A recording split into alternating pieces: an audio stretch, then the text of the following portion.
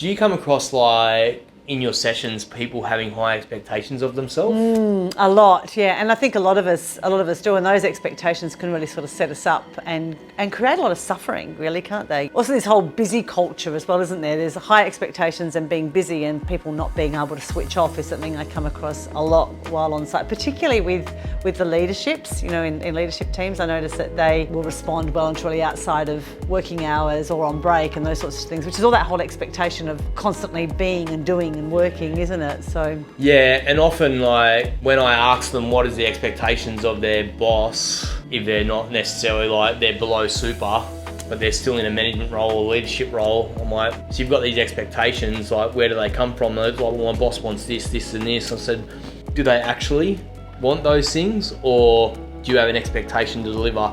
And why are you chasing that delivery above and beyond what's expected of you from the company point of view?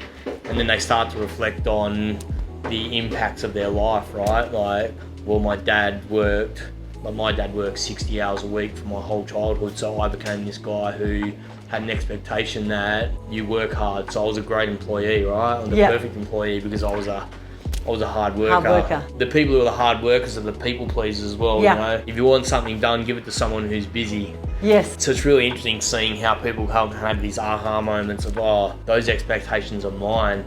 And it's not just about work as well. It's also, like, around our own relationships. Yeah. Our expectations. For me as a man, like, how do I show up as a father, as a husband, as a mate even, like, and having our own expectations on being the perfect father, what is right? perfect? It's one of those things that's quite unattainable, isn't it, really? Yeah, absolutely. And then that sets you up for failure, right? That's that failure piece, because, like, perfect father falls off the perch and then beats himself up, which therefore gives him absolutely no hope of actually achieving anything close to being the person that they actually want to be, right? When their expectations knock them off their perch. Yeah, totally.